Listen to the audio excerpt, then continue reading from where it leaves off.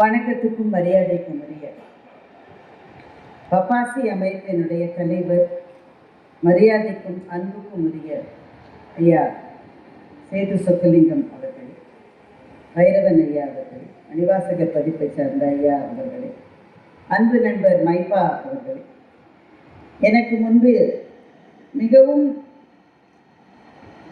சிறந்த கவிதைகளை மேற்கோள் காட்டி நல்ல உரையை நல்கி இருக்கின்ற வழக்கறிஞர் ஐயா திரு நாதன் அவர்களே, மேடையிலே இருந்து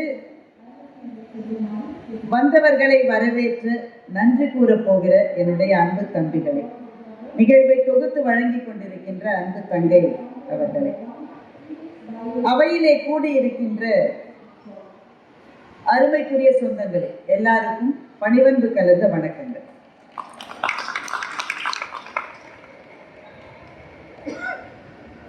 இவ்வளவு கேமரா இருக்கிற போது கொஞ்சம் பின்னாடி இருக்கிறவங்க மறைக்கிறீங்க, அதனால கொஞ்சம் நீங்க உட்காந்துக்கலாமா? கேமரா தான் இருக்கு.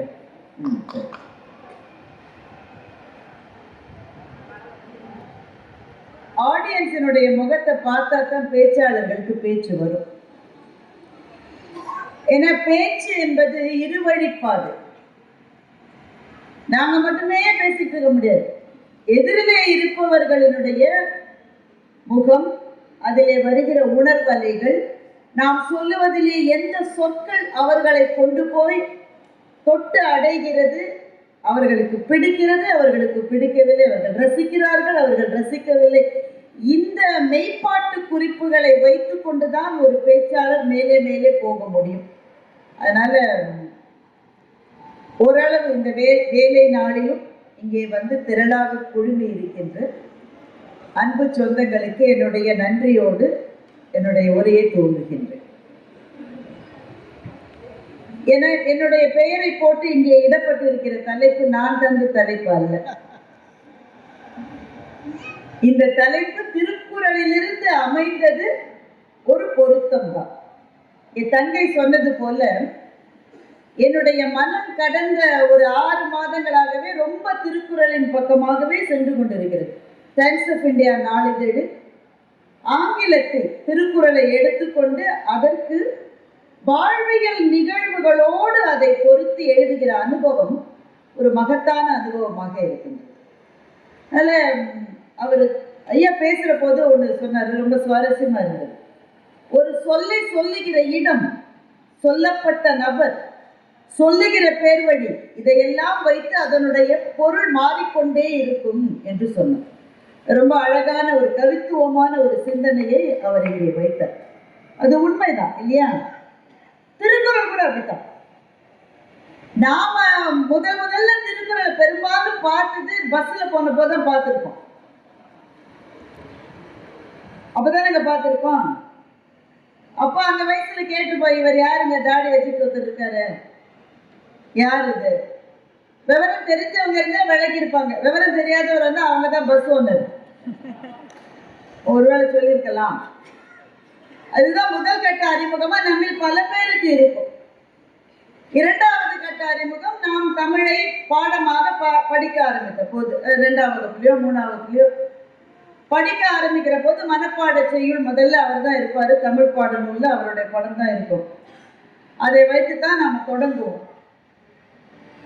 அந்த குறளை அந்த வயதில் படித்த போது புரிந்ததா என்றால் புரியும். ஏன்னா தமிழ் ஆசிரியர் ஏதோ விளக்கி இருப்பார். அதே குறள் தான். ஆனா நமக்கு ஒரு 20 வயதிலோ 30 வயதிலோ அதை படிக்கிற போது அதனுடைய டைமென்ஷனே வேறையா தெரியும். நமக்கு ஒரு நடுத்தர வயதுக்கு வருகிற போது 40-50 வயதுக்கு நாம் வந்தால் அதே குறளினுடைய பொருள் பிரம்மாண்டமாக நமக்கு முன்னாலே எழுந்து நிற்கும். இன்னும் வயதாகிற வரம் நமக்கு இருந்தால், ஒரு 80 வயது 85 வயது படிச்சா ஒருவேளை இன்னும் புது புது பரிமாணம் அதிலே தோன்றுவதற்கும் வாய்ப்பு இருக்கிறது. அப்படிப்பட்ட சுரங்கம் திருக்குறள். அதே குறள் தான், மாறல. நம்ம ஒரு சொல்ல எடுத்து இன்னொரு சொல்ல போடவே முடியாத ஒரு கவிதை உண்டென்றால் அது வள்ளுவனுடைய கவிதை தான். அதனால்தான் ஐயா மகாகவி பாரதியை பற்றி நிறைய சொன்னார். நல்ல வித்தியாசமான அவருடைய வாழ்க்கையில நடந்த நிகழ்வுகளை ஐயா எடுத்து சொன்னார். அவரை பார்க்கிற போது எனக்கு வலம்புரிஜான் ஐயாவை பார்க்கிற மாதிரி, வலம்புரிஜான் ஐயா அவர்களோடு தான் என்னுடைய முதல் தொலைக்காட்சி நிகழ்ச்சியை நான் செய்தேன். படித்ததில் பிடித்தது என்கின்ற ஒரு நிகழ்வு. அதுல வலம்புரிஜான் ஐயா அவங்களோட சேர்ந்து நீங்க அதை சொல்லணும் என்ற போது ரொம்ப எனக்கு அச்சமா இருந்தது. ஏன்னா அவர் எப்படி படிப்பாருன்னு நான் சொன்னா நீங்க நம்பவே மாட்டீங்க. வலம்புரிஜான் ஐயா அவர்களுக்கு அப்பவே கண்ணில் பவர் ரொம்ப அதிகமாயிருச்சு. ரொம்ப தடிமனான கண்ணாடியை தான் போட்டிருப்பார். அதை போட்டால் கூட புத்தகத்தை இந்த டிஸ்டன்ஸ்ல வச்சு கூட படிக்க அவருக்கு கஷ்டம். அதனால இவ்வளவு அருகிலே வைத்து படித்தால் தான் அவருக்கு தெரியும். அந்த ஷூட்டிங் நடக்குதுன்னு வச்சுக்கோங்களேன், ஒரு 2 மணி நேரம் நடக்கும். அது நடுவில் பிரேக் விடுவாங்க. இப்போ மாதிரியான அவ்வளவு சொபிஸ்டிகேட்டட் கேமராஸ்லாம் அப்போ கிடையாது. அதனால நிறுத்தி நிறுத்தி தான் எடுப்பாங்க. அப்புறம் ஒன்று எடுத்துட்டு இது சரியா வர திரும்ப பேசுங்க. இப்போ நானும் அப்போ ப்ரிப்பேர் டெக்ஸ்ட் தான். ஏன்னா ஒரு நிகழ்ச்சி போகுதுன்னா போய் ப்ரிப்பேர் பண்ணி எழுதி வச்சுட்டு தான். இப்போ ஐயாவை இது சரியா வரலையா, நீங்க இந்த புத்தகத்தை பத்தி திரும்ப பேசுங்கன்னா என்ன ஆச்சரியம்னா, முன்னாடி பேசினார்ல அதுல ஒரு சொல் கூட ரிப்பீட் ஆகாது. புதிதாக அதே புத்தகத்தை பத்தி வேற ஒன்று சொல்வாரு. அப்படி படிப்பு ஒன்றே தன்னுடைய ஆத்மாவினுடைய தாகமாக வாழ்ந்தவர் வலம்புரிஜான் ஐயா. அவர் படித்து கொண்டே இருப்பார். நடுவில் பிரேக் வர்ற போதெல்லாம் படிச்சுட்டே தான் இருப்பார். சகோதரரை பார்க்கிற போது அவருடைய நினைவுதான் எனக்கு வந்தது. ஒரு மாபெரும் சிந்தனையாளர், படிப்பாளி. அவரிடமிருந்து தான் படிக்காத நாளெல்லாம் வாழ்க்கையில் நாம் வீணாக கழித்த நாள் என்ற சிந்தனை வலம்புரிஜான் ஐயா அவர்களிடமிருந்து தான் எனக்கு வந்தது. இந்த மேடையில் அவரை நான் நினைத்து மனதால் தொழுகின்றேன். ஒரு குறள் நாம் வளர வளர வேறு வேறு பரிமாணங்களை எப்படி, உங்களுக்கு அது கேள்வி, அது எப்படிங்க அதே குறள் தானே, அதே 2 அடி தானுங்க, யாரா மாத்தினாங்களா? பொருள் ஏதாவது டிராஸ்டிக்கா மாறிச்சா? அந்த சொல்லினுடைய பொருளே சில சமயம் மாறிடும். ஒரு சொல்லுக்கான பொருளே ஒரு 20-30 வருஷங்கள்ல மாறிய போயிடும். அப்படி ஏதாவது மாறிச்சா? வள்ளுவர் போட்ட சொல் எதுவுமே அப்படி இல்லையே. அப்படியே அந்த இடத்துல ஆடி போல நின்றுட்டு இருக்கேன். அந்த சொல்ல எடுத்துட்டு இன்னொரு சொல்ல உங்களால போடவே முடியாது. அதனால்தான் மகாகவி பாரதி வள்ளுவரை பற்றி சொல்லுகிற போது, திருக்குறள் உறுதியும் தெளிவும் ஆழமும் அழகும் கருதி நான் தமிழர் சாதியை அமரும் தன்மை கொண்டது என்று நினைத்தேன்னு மகாகவி பாரதி சொல்ற. அல்ல, முதல்ல போடுகிற சொல்லே உறுதி. அது எப்படிங்க ஒரு கவிதைக்கு உறுதி எப்படிங்க இருக்கும்? நம்ம இந்த ஓயாம டிவியில இந்த அட்வர்டைஸ்மெண்ட் வந்துட்டே இருக்குமே, இந்த இரும்பு கம்பிக்கு தான் உறுதி இருக்கிறது, அது மாதிரியா? ஒரு சொல்லுக்கு எப்படி உறுதி இருக்கும்? உறுதின்றது என்னன்னா, அந்த சொல்ல எடுத்துட்டு இன்னொரு சொல்ல உங்களால போடவே முடியாது. அந்த ஒரு சொல் தான் அங்க நிற்க முடியும். அதுதான் உறுதி. திருக்குறளினுடைய உறுதி அப்படிப்பட்ட உறுதி. அப்ப உறுதியான சொற்கள் கொண்ட திருக்குறளினுடைய பொருள் நமக்கு வயதாக வயதாக எப்படி மாறுகிறதுன்னு உங்களுக்கு கேள்வி வரலாம். மாறும். அதுக்கு காரணம் திருக்குறள் அப்படியேதான் இருக்கு. நாம தான் வாழ்க்கையிலே வளர்ந்து நம்முடைய பார்வைகள் விரிவடைகிற போது முன்பு புரிந்த பொருளை காட்டிலும் முற்றிலும் வேறான இன்னொரு பொருளை நமக்கு முன்னாலே தருகின்ற ஒரு களஞ்சியமாக, பொக்கிஷமாக திருக்குறள். ஒரு உதாரணம் சொல்லிட்டேன். மகன் தந்தை காற்றும் உதவி இவன் தந்தை என்னோற்றான் கொல் என்னும் சொல். இது அநேகமா மனப்பாட பகுதியில் கட்டாயம் வந்திருக்கும். எல்லாருமே படிச்சிருப்பீங்க. அதனால தான் இந்த குறளை எடுத்துக்கிட்டேன். மகன் தந்தை காற்றும் உதவி இவன் தந்தை என்னோற்றான் கொல் என்னும் சொல். ஒரு பையன் அப்பாவுக்கு செய்யக்கூடிய பெரிய உதவி என்னவென்றால், இப்படிப்பட்ட ஒரு பிள்ளைய பெறதுக்கு அவங்க அப்பா எவ்வளவு கொடுத்து வச்சிருக்கணும்ன்ற சொல் இருக்கு பாருங்க. இதை நாம படிச்சிருப்போம், மனப்பாடம் பண்ணிருப்போம், எழுதியிருப்போம். இதை படித்து மனப்பாடம் செய்து எழுதிய போது நம்முடைய மனத்திலே என்ன உணர்வு இருந்தது? 2 மார்க் வாங்கணும்ன்ற உணர்வு. அவ்வளவுதான் இருந்திருக்கும். உண்மையை சொல்லுங்க, அதுதான் இருந்திருக்கும். இதை மாத்தினா சில தமிழ் டீச்சர்லாம் அப்படி நான் சொன்ன மாதிரி நீ எழுதுறேன்னு குறைச்சிடும். நாமே கோனார் நோட்ஸை பார்த்து கஷ்டப்பட்டு படித்து எழுதியிருக்கோம். நான் பேசி முடிச்சப்ப தான் அவர் டீ கொடுக்குறேன். சரி பரவாயில்ல. அவ்வளவுதான் நமக்கு புரிஞ்சது. நமக்கு அதுல ஒண்ணும் அதுக்கு மேல அது ஒன்றும் புரியல. எங்க அப்பாவுக்கு நான் என்ன உதவி செய்யறது, நான் பிள்ளையா இருக்கிறது எங்க அப்பாவுக்கு பெரிய உதவின்ற நினைப்புலதான் அப்ப நம்ம இருப்போம். அந்த வயசு அப்படித்தானே. பொண்ணெல்லாம் நான் அப்பாவை வச்சிருக்கேனே என்ன நீ அப்ரிஷியேட் பண்ணோன்ற ஒரு பையன் அந்த வயதுல அப்படித்தான் இருக்கும். ஆனா நாம் ஒரு நடுத்தர வயதுக்கு வருகிற போது இந்த குரல் நமக்குள்ளே வேறு வேறு தாக்கங்களை ஏற்படுத்தும். சமீபத்துல எனக்கு நடந்த ஒரு நிகழ்வையே சொல்றேன்னு. எனக்கும் என் மகளுக்கும் ஒரு வாக்குவாதம். யார் வீட்டுல இல்லை. எங்கள் வீட்டில் எப்போதும் எல்லா நாளும் கார்த்திகை யாரும் நம்பாதீங்க. அவ்வளவு ஒரு வீடு இருக்காது. அதுவும் நம்ம வளர்த்து வருகிற மகள்கள் மகன்கள் இருந்தா கட்டாயம் முட்டும். மகளுக்கும் அம்மாவுக்கும் முட்டும், மகனுக்கும் அப்பாவுக்கும் படுமுட்டு முட்டும். ஒரு சின்ன பிரச்சனை எனக்கும் என் மகளுக்கும். என்னம்மா எவ்வளவோ செலவழிச்சு தானம்மா படிக்க வைக்கிறோம் அப்படின்னு ஒரு வார்த்தை.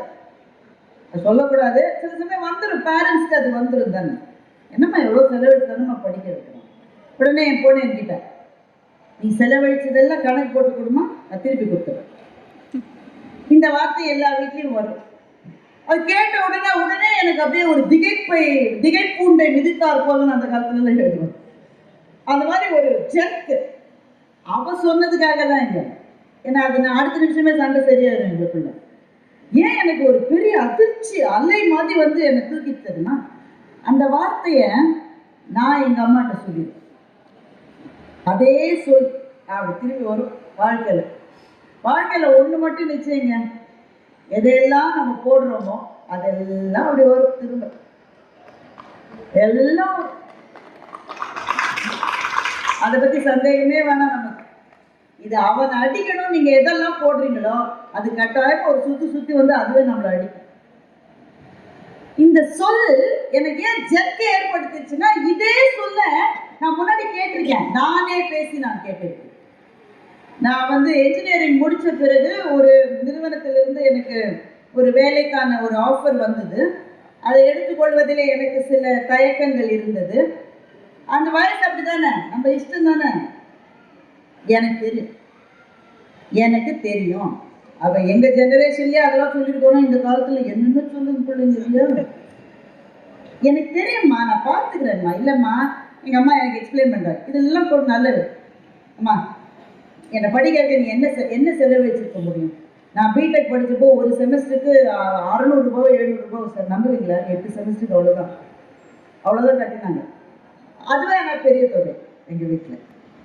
நான் அம்மாட்ட சொன்னேன், நான் திருப்பி கொடுத்துட்றேம்மா, நீ எவ்வளோ செலவழிச்சோ 8 செமஸ்டருக்கு நான் திருப்பி கொடுத்துட்றேம்மா. எங்கள் அம்மா ஒன்றும் சொல்லலை, அதிர்ச்சியும் அடையில. ஒரு சின்ன புன்னகை தான் எங்கள் அம்மா எப்போவுமே. அந்த சின்ன புன்னகையோடு போயிட்டாங்க. அந்த சொல் ஆனால் காலத்தில் உறைந்து அப்படியே நின்று கிட்டத்தட்ட 24 வருஷம் கழிச்சு திரும்ப எனக்கு வருது. என் மகள் அதை சொன்ன உடனே எனக்கு ஒரு சின்ன ஆசை, எங்க அம்மா வாழ்ந்த வீட்டை போய் பார்க்கணும். வீடு அப்படியே தான் இருக்கு, அம்மா இல்லை, வீடு அதே வீடு தான். இப்போ பூட்டி இருக்கு, கொஞ்ச நாளாக பூட்டி இருந்தது வீடு. வீட்டுக்கு போய் கதவை சாவியை வாங்கிட்டு திறந்தேன். கொஞ்சம் சுத்தம் சுமார் தான். எங்கள் அம்மா இருந்தால் அப்படி விட்டுருக்க மாட்டாங்க. பார்த்து வச்ச தரை, அந்த தரையில் உட்காந்துக்கிட்டேன். அந்த சொல்லு அந்த இடத்துல தான் எங்கேயோ இருக்கும். அந்த சொல் இல்லை, நான் சொன்ன சொல் அங்கே தானே இருக்கும். நான் எல்லாத்தையும் திருப்பி கொடுத்துட்றேன்மா. நான் எங்கள் அம்மாட்ட கேட்டேன். எங்கள் அம்மா இல்லை, நான் கேட்டேன். அவங்களுக்கு கேட்கும், நம்ம கேட்கறது இருக்கும். அவங்க கிட்ட, அம்மா நான் திருப்பி கொடுத்தேனாம்மா உனக்கு, நீ எனக்கு கொடுத்ததெல்லாம் நான் திருப்பி கொடுத்தேனாம்மா. கொடுக்க முடியும்னு நினைக்கிறீங்க? யாராலையும் அது கொடுக்க முடியுமா? எங்க அம்மா இல்லை, ஆனா இருந்தா என்ன சொல்லியிருப்பாங்க தெரியுமா? எப்பவுமே அப்பா அம்மாவுக்கு திருப்பி கொடுக்க முடியாதுமா, நீ அதெல்லாம் உன் பிள்ளைகளுக்கு தான் திருப்பி கொடுக்க முடியும். You can't ever repay your parents, but you can give only to your children. நீ மேல இருந்து வாங்கினதை ஒரு நாளும் மேல திருப்பி கொடுக்கவே முடியாது. நான் பட்டுப்பாடு வாங்கி கொடுத்தேன்ல, பட்டுப்பாடு வாங்கி கொடுத்தல, எங்க அப்பா தனியா ஒரு ரூம் கொடுத்துருக்கல, டிவி வாங்கி கொடுத்துருக்கல.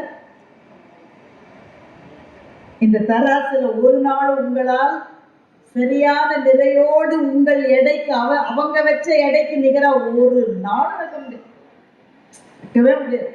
ஆனா என்ன செய்ய முடியும்னா, நமக்கு அடுத்த தலைமுறைக்கு நம்ம கொடுக்க முடியும். அதனால நான் எங்க அம்மாட்ட மானசீகமா கேட்டேன், அம்மா நான் திருப்பி கொடுத்தேன் அம்மா உனக்கு. எங்க அம்மா இருந்தா அதுதான் சொல்லியிருப்பாங்க, ஒரு நாள் திருப்பி கொடுக்க முடியாதுடா, நீ உன் பிள்ளைங்களுக்கு கொடு, அதுதான் எனக்கு சந்தோஷம்னு எங்க அம்மா சொல்லியிருப்பாங்க. அந்த நேரத்துல இந்த குறளை யோசிச்சு பாருங்க. மகன் தந்தை காற்றும் உதவி அல்லது மகள் தாய் காற்றும் உதவி, நம்ம மாத்திக்கலாம். அந்த அளவு மாற்றத்தை வள்ளுவர் ஒத்துக்கொள்வார். மகன் தந்தை காற்றும் உதவி இவன் தந்தை என்னோற்றான் கொல் எனும் சொல். அப்பா அம்மாவுக்கு நாம ஏதாவது செய்யணும்னா ஒன்னே ஒண்ணுதான் செய்ய முடியும். என்ன? நல்ல பிள்ளைங்களை பெற்று வளர்த்திருக்காங்க, மகராசி அப்படின்னு ஒரு பேரு அவங்க வாழும் காலத்தில் அவங்க காதுல விழுற மாதிரி நாம ஏதாவது ஒண்ணு செஞ்சா அது ஒன்றுதான் நம்முடைய பெற்றோருக்கு கொஞ்சமாவது திருப்பி கொடுத்ததற்கான அடையாளம் என்று வள்ளுவர் சொல்லி இருக்கிறார் என்பது புரிய நான் வாழ்க்கையினுடைய நடுத்தர பகுதிக்கு வர வேண்டி இருக்கிறது. இதே குறள் தானங்க நான் படித்தேன் 3ஆம் கிளாஸ்ல. எனக்கு அப்ப இந்த பொருள் புரியலையே. எனக்கு புரிவதற்கு நாம் ஒரு வாழ்க்கையை வாழ வேண்டி இருக்கிறது. அந்த வாழ்க்கையினுடைய அனுபவங்களுக்குள் நாம் துய்க்க வேண்டி இருக்கிறது. இதுதான் குறள். நான் ஒரு உதாரணத்துக்காக இந்த குறளை சொன்னேன். குறள் அதேதான். அது வாமதன் வந்தது போல அதே 2 அடியில் தான் இருக்கும். சில சமயங்களில் விஸ்வரூபமாக அது நம் முன்னால் நிற்கும். அது அப்படித்தான் இருக்கிறது. வாழ்க்கையை பற்றிய நம்முடைய பார்வையும் கோணமும் மாறுகிற போது குறள் விஸ்வரூபம் எடுப்பதை நம்மால் தரிசிக்க முடியும். அதுதான் திருக்குறள். அந்த திருக்குறளில் இருந்துதான் ஐயா ஒரு குறளை எடுத்து போட்டிருக்கிறார். உடையார்மன் இல்லார் போல ஏக்கற்றும் கற்றார் கடையரே கல்லாதவர் என்கின்ற திருக்குறளை, முழு திருக்குறளுமே தான் தலைப்பு. அந்த திருக்குறளை எங்க பாதியில வெட்டினாலும் பொருள் முழுக்க வராது. உடையார்மன் இல்லார் போல, அந்த காசு இல்லைங்க, ஒருத்தட்ட கடன் கேட்டு போறோம், எப்படி போய் நிற்போம்னு நினைக்கிறீங்க? பணிவா? கடன் கொடுத்தவங்க இப்ப பணிவா இருக்கும், அது வேற விஷயம். ஆனா வாங்க போற சமயத்துல நம்ம எப்படி நிற்போம்? கொடுத்துடுறோமே கடவுளே, அவன் மனசுல நல்ல எண்ணத்தை ஏற்படுத்து, எப்படியோ கொடுத்துடணும். நம்ம அப்ப இல்லாத பணிவெல்லாம் காட்டுவோம். நம்ம கொஞ்சம் கெத்து தான், நம்ம ரக்கெட் தான், நம்ம அவ்வளவு சாப்பிட்டு கிடையாது. இருந்தாலும் அந்த நேரத்துல கொஞ்சம் ஐயா நீங்க தான் ஐயா, நம்மள மாதிரி உண்டாயா, நீங்க செஞ்சாதாயா உண்டு, ரொம்ப கஷ்டம் ஐயா, அப்படிதான் நின்னோம். நம்ம அப்படி நிக்கிற மாதிரி நீ போய் நில்லுடான்றார் வள்ளுவர். யார் முன்னாடி? பணம் இருக்கிற முன்னாடியா? அல்ல. உனக்கு அறிவை கொடுப்பதற்காக ஒரு ஆசிரியர், ஒரு குரு, ஒரு ஆசான் இருக்கான்ல, அவன் முன்னாடி நீ போய் நிக்கிற போது எப்படி நிக்கணுமா தெரியுமா? உடையார் முன் இல்லார் போல. பணம் இருக்கிறவன் முன்னாடி, பண தேவை இருக்கிறவன் எப்படி பணிவோடு இருப்பானோ அப்படி அறிவிலே குறைந்த நீ அறிவு மிகுந்தவர்கள் முன்னால் போய் அந்த அறிவுக்காக காத்து நிற்கிற போது அந்த பணிவு உனக்கு வேண்டும் என்று வள்ளுவர் சொல்லுவதுதான் எனக்கு இன்றைக்கு தலைப்பாக படுத்திருக்கிறார். ஏக்கற்றும் கற்றார், அவன் தான் படிச்சவன். படிக்கிற போது பணிவோடு, ஏன்னா எல்லா ஆசிரியர்களும் எல்லாவற்றையும் சொல்லித்தர மாட்டார்கள், உண்மைதானே? தனக்கு தெரிந்ததனுடைய கடைசி அச்சரம் வரை சொல்லிக் கொடுக்கிற ஆசிரியர்கள் சில பேர் உண்டு, அவர்களுக்கு வணக்கம். ஆனா எல்லா ஆசிரியர்களும் அப்படி இருப்பாங்க சொல்ல முடியாது. ஏன்னா ஆசிரியருக்கு தெரியும் இது இவ்வளவுதான் தாங்கும், இதுக்கு மேல தாங்காது. அதனாலதான் ஒரே கிளாஸ்ல ஒரே மாதிரி ஆசிரியர் சொல்லி தர போது ஒருத்தர் எங்கேயோ போறா, ஒருத்தர் எங்கேயோ கீழே விழறானே, ஏன் அதே ஆசிரியர் அதே தான் சொல்லி கொடுத்தாரு. அப்ப வாங்குகிறவருடைய கொள்ளும் திறம் குறித்து ஆசிரியர் சொல்லுகிற போது ஒருத்தர் நல்லா இருக்கான், ஒருத்தர் நல்லா இல்லாம இருக்கான். அதனால ஆசிரியர் முழுவதும் சொல்லி தரவில்லையோன்னு தோன்றுகிற போது நீ முன்னாடி போய் பணிந்து நின்று, புரியலங்கய்யா இன்னும் கொஞ்சம் விளக்கமா சொல்லுங்கய்யான்னு கேட்கும். இப்ப கேக்குறாங்க, சொல்லுங்க, கேட்கிறாங்களா? கேட்கிறாங்களா? இப்ப கல்வி என்பதில் பணிவு என்பது ஒரு பகுதின்னு வள்ளுவர் சொல்றாரு. அந்த பணிவு இருக்கிற போதுதான் சொல்லிக் கொடுக்கிறவரினுடைய அத்தனை சொத்து, நம்ம சொத்துனா ப்ராப்பர்ட்டி, அந்த ஞானம் அந்த திறம், அந்த தெளிவு, அது முழுக்க எனக்கு வரணும்னா எனக்கு பணிவு இருக்கணும். ஐயா மகாபாரதத்தை பத்தி நிறைய பேசினார், ரொம்ப இன்ஸ்பிரேஷனலா இருக்கு. அதுல துரோணர் ஆசிரியர், அவர் நல்ல ஆசிரியரா இல்லையா அது வேற டிஸ்கஷன். ஆனா அவர் யாருக்கு நல்ல ஆசிரியராக இருந்தாலும் அந்த அர்ஜுனன் என்ற மாணவன் எப்படி இருந்தான்னு மகாபாரதத்துல குறிப்பு இருக்கு. ஒவ்வொரு நாளும் துரோணர் கண் விழிக்கிற போது அர்ஜுனனுடைய முகத்தில் தான் கண் விழிப்பார். ஏன்? அவர் எந்திரிக்கிறதுக்கு முன்னாடி அவன் வந்து வெயிட் பண்ணிட்டு இருக்கான். ஏய், கிளாஸ் 9:30க்கு தான்ப்பா, நீ அப்ப காலையில் 5:30 வந்த அப்படின்னு அவரும் கேட்டதில்லை. அவனும் இந்த ஆளோட முகத்துல நான் ஒவ்வொரு நாளும் முடிக்கணும், ஏமா அலாம் வச்சு எழுப்பி விடுமா என்ன, அந்த ஆளு எதிர்பார்த்துருப்பாமா என்ன, ஒவ்வொரு நாளும் நச்சுமா அந்த ஆள். ஒரு சண்டே கிடையாது, ஒரு பொங்கல் ஹாலிடே கிடையாது அப்படிலாம் அவன் நினைக்கல. இந்த கற்றுக்கொள்ளுகிறான் அந்த வெறி மனசுல இருந்ததுன்னு வச்சுக்கோங்களேன், அவன் கண்ணாடியில கூட முகத்தை பார்க்கணும். ஸ்டூடெண்ட்ன்றவன் அப்படிதான் இருக்கணும். கண்ணாடியில முகத்தை பார்க்க அவனுக்கு டைம் இருக்கக்கூடாது. நாம தலையை மாத்திரம் 27 நிமிஷம் கலைச்சு வரும். தலை சீவினான்னு நான் சொல்லுது, தலையை கலைச்சு வரும். அந்த படிக்கிற பருவத்துல படிப்பு மேல இருக்கிற அந்த அந்த அந்த பேஷன் இருப்பாருங்க. கண்ணாடியில கூட முகம் பார்த்துக்க மாட்டான். பல நாள் சோத்தை நீங்க போட்டா என்ன சோறுன்னு பார்க்க மாட்டான். சாப்பிட வேண்டிய ஒரு கடமை, உயிரோடு இருப்பதற்கு அது தேவை. அது சாப்பிட்டு ஓடு. அந்த ஆசிரியரிடமிருந்து அப்படியே அதை வாங்கிட்டான். ஒரு காதலியை நோக்கி காதலன் போகிறத விட அதிக பேஷன், கற்கிற ஆர்வம் இருக்கிறவனுக்கு ஆசிரியர்கிட்ட இருக்கும். அப்படிதான் அர்ஜுனன் போயிருப்பான். கண்ணை இப்ப அவருடைய மகனுக்குமே அவர் தான் ஆசிரியர், அஸ்வத்தாமனுக்குமே துரோணர் தான் ஆசிரியர். அவனை நிக்கல, அவன் அதே வீட்டுல தான் தூங்கிட்டு இருப்பான் அப்பாவுக்கு பக்கத்துல. அப்பாவுக்கு மேல கார் போட்டு கூட தூங்கலாம், அந்த உரிமை அவனுக்கு இருக்கு. இவனுக்கு அந்த உரிமை எல்லாம் கிடையாது. இவன் பக்கத்துல பணியோட தான் நிக்கணும். இவன் அரசிடம் குமரன், அவர் அரசனை நம்பி வாழ்கின்ற ஒரு சாதாரண ஆசிரியர். ஆனா இவன் போய் நின்று இருக்கான். ஏன்? அதனால்தான் துரோணர் தன்னுடைய வித்தையினுடைய அத்தனையும் அர்ஜுனனுக்கு கொடுத்து விட்டார். மாணவனுக்கு அந்த பணிவு இருக்கணும். உடையார்மன் இல்லாத போல ஏக்கற்றும் கற்ற அவன் தான் படிச்சவன் வள்ளுவர் சொல்ல. சரி, ஒருத்தன் இப்படி படிக்கல, அவெல்லாம் ஒரு ஆளுன்னு அவன் முன்னாடி நான் போய் இப்படி ஒருத்தன் நினைக்கிறான்னு வேண்டுறேன். அவனை பத்தி வள்ளுவர் என்ன சொல்றார்? கடையரே கல்லாதவர். கடையர் அவன் கீழானவன். மேலானவன் கீழானவன் என்பதை நம்முடைய சமூகம் வள்ளுவர் காலத்தில் எப்படி வைத்திருந்தது? சாதி அடுக்குகளால் வைத்திருந்தது. இன்னமும் கூட அப்படிதான் இருக்கு. ஒரு மேல ஒருத்தர் கீழனா ஆட்டோமேட்டிக்கா நம்ம மைண்ட் அவனுடைய ஜாதியை வச்சு சொல்றியா என்பதுதான் நம்முடைய சிந்தனையாக இப்போது கூட இருக்கு. ஆனா வள்ளுவர் என்ன சொல்றாரு? இவன் கீழானவன். ஏன் தெரியுமா? அவன் பிறப்பை வச்சு சொல்லல, அவன் ஜாதியை வச்சு சொல்லல, அவன் காசு இருக்கா இல்லையானதை வச்சு சொல்லல. ஆனா படிக்க ஆர்வம் இல்லாதவன் கடையரே கல்லாதவன். உனக்கு ஸ்கூல் ஃபீஸ் கட்டிருக்கு தம்பி, பஸ் வந்துருண்டா, ராஜா எந்திருடா, ஆட்டோ வந்துருண்டா, சாப்பிட்டுட்டு கிளம்புடானாக்கா போமா அப்படின்னு உதச்சிட்டு அந்த பக்கம் படுத்துக்கிறோம். இந்த பக்கம் ஏன் உதச்சானா அப்பா இங்க படுத்துருக்காரு, அதனால இந்த பக்கம் உதச்சிட்டு அப்படி போறோம். அப்போ அந்த தாகம் இருக்கிறவன் அவன் தான் கற்றவன், அது இல்லாதவன் கடையரே கல்லாது. எவ்வளவு அழகு பார்த்தீங்களா திருக்குறள்ல? நீங்க மேலோட்டமா கூட அதை பார்க்கலாம், ஒன்றும் பிழை இல்லை. ஆனால் அது உள்ள போக போக போக ஆகுது. அதனாலதான் மகாகவி பாரதி திருக்குறள் தெளிவும், அதாவது தெளிவதான் முதல்ல சொன்னார் இல்லையா, ஆழமும். மேலேருந்து பார்த்தா நீங்க கோதாவரி ஆறுக்கெல்லாம் போனீங்கன்னு வச்சுக்கோங்களேன், மேலேருந்து பார்த்தா அவ்வளோ ஆழம் தெரியாது. பார்க்கற சும்மாதான் இருக்குது, காலை வச்சு போயிடுவான் உள்ள. அப்புறமா அவனை பாதாள சங்கிலி போட்டு எடுக்கணும். திருக்குறள் அப்படிப்பட்டதுதான். நீங்க லேசா நினைச்சு காலை வச்சு அப்படி இழுத்துரும். அவ்வளவு ஆழம்பட்டது. பார்க்க பார்க்க வாழ்க்கையினுடைய ஒவ்வொன்றையும் பார்க்க பார்க்க குறள் நமக்கு புது புது புது புது புது புது பொருளை தருகிறது. எத்தனை பேருடைய வாழ்க்கையை வள்ளுவம் மாற்றி போட்டிருக்கு தெரியுமா? எத்தனை பேருடைய வாழ்க்கையை மாற்றி போட்டு இந்த ஆத்ம வாசகம்னு சொல்லுவாங்க. அதாவது நம்மளுடைய வாழ்க்கையில ரொம்ப டிஸ்ட்ரெஸ்ல இருக்கும், எல்லாரோட லைஃப்லயும் அது இருக்கும். மிக மிக மிக கீழான நிலையில சுமந்துருவோம். ஒண்ணு வேலை கிடைக்கலன்னு வச்சுக்கோங்க, இல்ல திருமணத்துல ஏதாவது பிரச்சனை. திருமணம் ஆறதே இன்னைக்கு பிரச்சனை, அது வேற விஷயம்.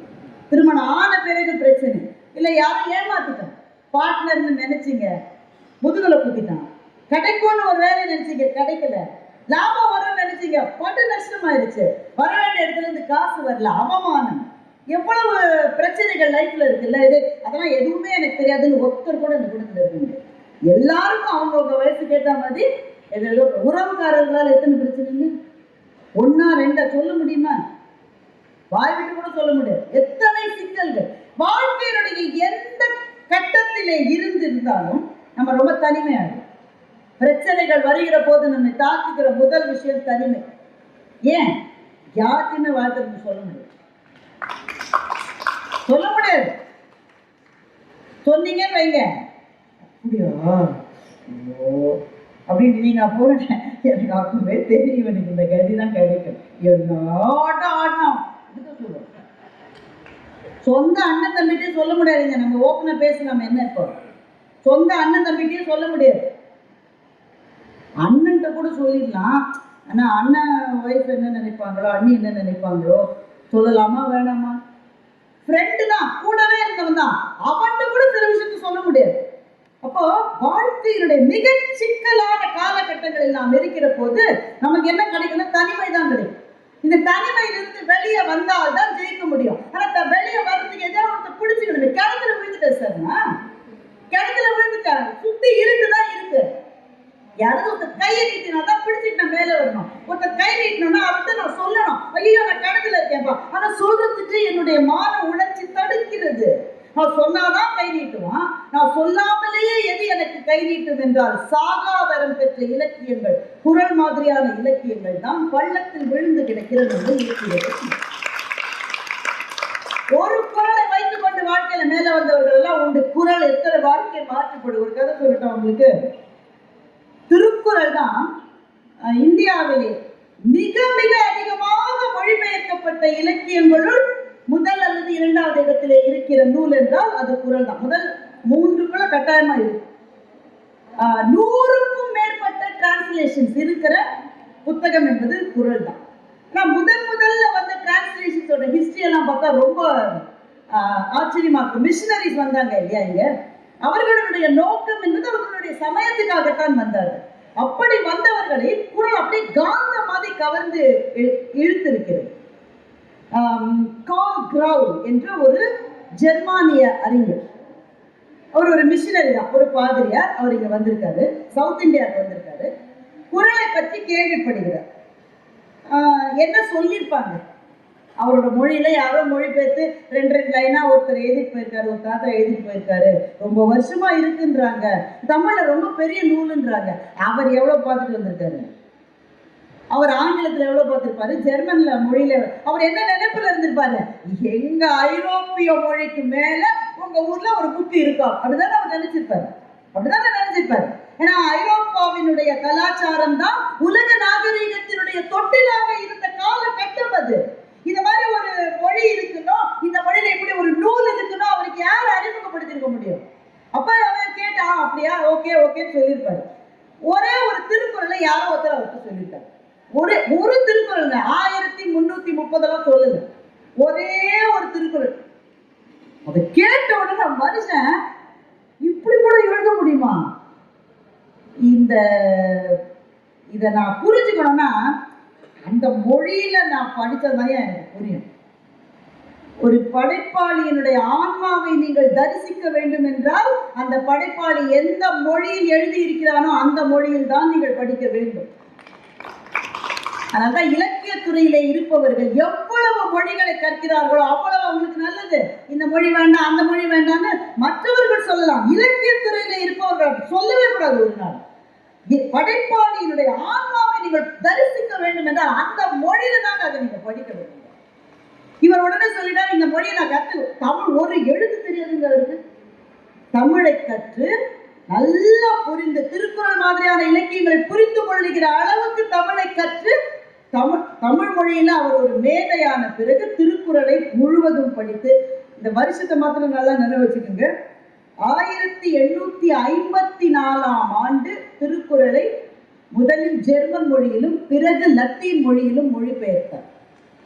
கார்ல் கிரவுல் அவருடைய பேர். அதுதான் ஆரம்பம். அதற்கு பிறகு எவ்வளவு மொழிபெயர்ப்பு, போப் அவர்களுடைய மொழிபெயர்ப்பெல்லாம் அதற்கு பிறகு வந்ததுதான்.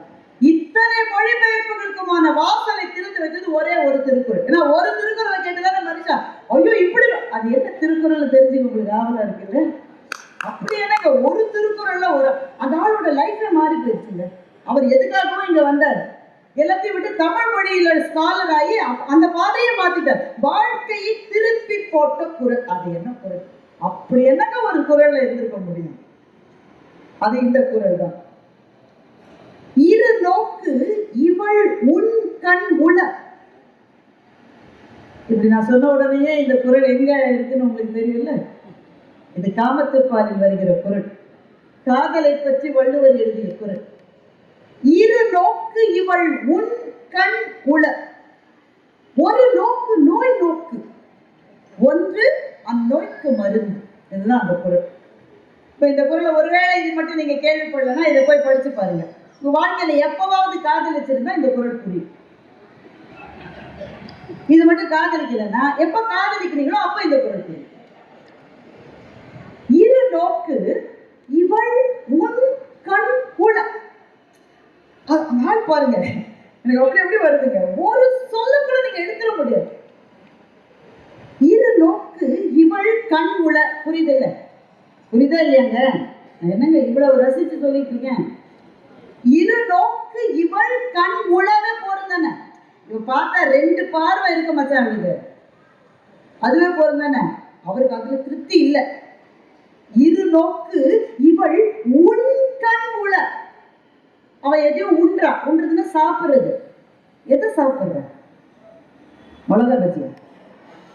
இங்க எதுல ஸ்டால் போட்டுட்டாங்க, அங்கேருந்து ஏதாவது வாங்கி சாப்பிடுறாங்க. ஸ்விக்கில இருந்து ஆர்டர் பண்ணிருக்கலாம். பிரியாணி ரைஸா? அவ எதை உண்கிறா தெரியுமா? இவனை உண்றோம். இவத்த நம்ம பரிதாபப்பட்ட பயவத்த இருக்கான் இல்ல, அவனை போற போக்குல தான் பார்த்துட்டு போயிருக்கான். அப்படியே இப்ப இந்த காலம் மாதிரியா அப்படியே நின்று நேருக்கு நேர். அதுக்கெல்லாம் வாய்ப்பே கிடையாது அந்த காலத்துல. எதிரிலேயே நிற்க முடியாது. அவன் போற போக்குல ஒரு லுக்கிட்டு போயிட்டு அவ்வளவுதான். அந்த பார்வை அவன் நிக்குது. அது அந்த பார்வை சாதாரண பார்வை இல்ல, அவனை உண்ணுகிற பார்வை. இரு நோக்கு இவள் உன் கண் உள. அதற்கு உரையாசிரியர்கள் உன் என்றால் மை உண்டன்னு உரை எழுதியிருக்காங்க. மையை உண்ட கண் அவளுடைய கண்ணு. உரையாசிரியர்கள் சொல்வதையும் நாம ஏத்துக்கலாம். என்னுடைய மனசுக்கு என்ன தோணுதுன்னா, நம்ம தாத்தா அவ்வளவு சாதாரணமான ஆள் இல்லை. அவ கண்ணுக்கு ஐலைனர் போட்டிருந்தாலும் போடலையோ எனக்கு தெரியாது. ஆனா அவளுடைய பார்வை அவனை உண்டது. அவனை உண்ணுகிற கண் அவளுடைய கண். இரு நோக்கு இவள் உன் கண் உள. சரி, அவ பார்த்தா ரெண்டு தடவை பார்க்கற, ரெண்டு பார்வையா இருக்கு. சரி, என்ன செய்யுது? ஒரு நோக்கு நோய் நோக்கு. அவ பார்த்த உடனே எனக்கு முடியலைங்க, அப்படியே வெள்ளன்னு ஆயிடுச்சு. அது நோய் தானங்க? நோயா இல்லையா? யாருமே காதலிகளை போல இருக்கு இந்த மொத்த கூட்டத்துலயா? கொஞ்சம் வயதானவங்க கட்டாயமா காதலிச்சிருப்பீங்க. பாத்தீங்களா? அவங்க ஒருத்தர் கை நீட்டு. ஒரு நோக்கு நோய் நோக்கு. அந்த அவ என்னை பார்த்த உடனே இதை புதுக்கவிதைக்கார இதை எழுதினான். கண்ணே என்னை ஒரு முறை பார்த்தார், என் இதயத்துக்குள் முள் தைத்தது. முள்ளை முள்ளால் தானே எடுக்க வேண்டும், எங்கே இன்னொரு முறை பார் என்று அதை புதுக்கவிதை ஆக்கினான். அது வள்ளுவன் வந்ததுதான். அது ஒரு நோக்கு நோய் நோக்கு. ஒரு தடவை பார்த்த உடனே எனக்கு ஒரு மாதிரி ஆயிடுச்சு, முடியல. ஒரு நோக்கு நோய் நோக்கு. இப்ப நீங்க இந்த கவிதை எழுதுறீங்கன்னு வச்சுக்கீங்களேன், எப்படி எழுதுறீங்க? ஒரு நோக்கு நோய் நோக்கு, மறு நோக்கு அந்நோய்க்கு மருந்து. இப்படிதானே நம்ம எழுதுவோம். என்னங்க இப்படிதானே எழுதுவோம். ஒன்று மற்றொன்று. எப்ப ஒன்றுன்னு சொல்லிட்டோமோ அப்ப இன்னொன்று இருக்குன்னா மற்றொன்று. இவங்க ரெண்டு பேர் பேசுறாங்க. சார் முதல்ல பேசிட்டாரு, மற்றொன்று பாரதி பாஸ்கர் அப்படித்தானே சொல்லுவோம். ஒன்று அவர், மற்றொன்று பாரதி, இப்படித்தானே பேசுவீங்க. அப்ப ஒன்று என்று வந்த போதே மற்றொன்றுன்னு தான் நம்ம சொல்லணும். ஆனா வள்ளுவர் சொல்லலையே. ஒரு நோக்கு நோய் நோக்கு, ஒன்று நோய்க்கு மருந்து. மற்றொன்றுன்றதை ஏன் வள்ளுவர் சொல்லலை? இந்த கேள்வி வருதா இல்லையா? எனக்கு வருதுப்பா, உங்களுக்கு வருதா இல்லையான்னு எனக்கு தெரியும். இத மற்றொன்றுன்னு சொன்னாலே அந்த தரத்துல அதுல கொஞ்சம் குறைஞ்ச மாதிரி. Nothing is equal to this. ரெண்டு தத்தன் அளவில் முழுமை பெற்றவை. அதனால மற்றொன்று சொல்றதுக்கு மனசுல ஒன்று நோய் நோக்கு, ஒன்று அந்நோய்க்கு மருந்துன்னு முடிச்சது. ஒரே 7 சொற்கள் தானே. இப்ப நான் எவ்வளவு நேரம் பேசுகிறேன் பாரு, பேசுற நேரத்துல பாதி முடிஞ்சிருச்சு. இந்த குரலுக்குள்ள இவ்வளவு இறங்க முடியும் என்றால் இதை கேட்டுத்தான் டாக்டர் கார்ல் கிரவுன். ஒரு குரலுக்குள்ள இவ்வளவு அழகு இருக்கும்னாக்க. And he calls it terseness. Terse அப்படின்ற சொல் இருக்குல்ல, ஆங்கில சொல், அடர்த்தி. அதுதான் சரியான மொழிபெயர்ப்பு, அடர்த்தி. அந்த சொல்லுக்குள்ள எவ்வளவு செறிவு, எவ்வளவு அடர்த்தி. ஒரு சொல் இன்னொரு சொல்லை மிஞ்சாத அழகும் அடர்த்தியும் இருக்கிற இந்த இலக்கியத்தை நாம் கற்க வேண்டும் என்றால் தமிழ் மொழியை கற்றால் தான் முடியும் என்று தமிழ் மொழியை கற்றார் அந்த அறிஞர். அவருக்கு பின் வந்த மிஷனரிஸும் அதையே தான் ஃபாலோ பண்ணாங்க. மீள மீள மீள மீள தமிழ் மொழியை கற்று தமிழ் மொழியை அறிந்ததே திருக்குறளை அறிந்து கொள்வதற்காகத்தான் என்ற அளவு. இதுல நமக்கு ஒரு இன்ட்ரெஸ்டிங்கான சைடு எஃபெக்ட் இருக்கு. சில மருந்துக்கெல்லாம் நல்ல சைடு எஃபெக்ட் இருக்கும், பொதுவாக மோசமான சைடு எஃபெக்டா இருக்கும். சில மருந்துக்கு நல்ல சைடு எஃபெக்ட் இருக்கும். இந்த மருந்துக்கு ஒரு side effect, interesting side effect இருந்தது. என்னன்னா, ஐரோப்பாவிலே வாழ்ந்த அறிஞர்கள், இது வந்து போஸ்ட் ரினைசான்ஸ் பீரியட்னு சொல்லுவாங்க, மறுமலர்ச்சிக்கு பின் இருந்த அங்க இருந்த அறிவாளிகள், திங்கர்ஸ் எல்லாருமே என்ன நினைச்சாங்கன்னா, ஐரோப்பாவை தவிர அறிவு இந்த பூகோளத்தில் வேற யாருக்குமே கிடையாது பூமியில நினைச்சிட்டு இருந்தாங்க. ஐரோப்பா தாங்க, நாங்க தாங்க எல்லா உலகத்துக்கு எல்லாத்தையும் சொல்லி கொடுத்தோம். திருக்குறள் போன பிறகுதான் இவ்வளவு சிறந்த செறிவுள்ள ஒரு இலக்கியம் இந்த நாட்டில் இருக்க முடியும் என்று சொன்னால் இந்த நாட்டினுடைய பண்பாடு எவ்வளவு பெரியது என்று ஐரோப்பியர்களுக்கு பாடம் புகட்டியதே திருக்குறள் தான்.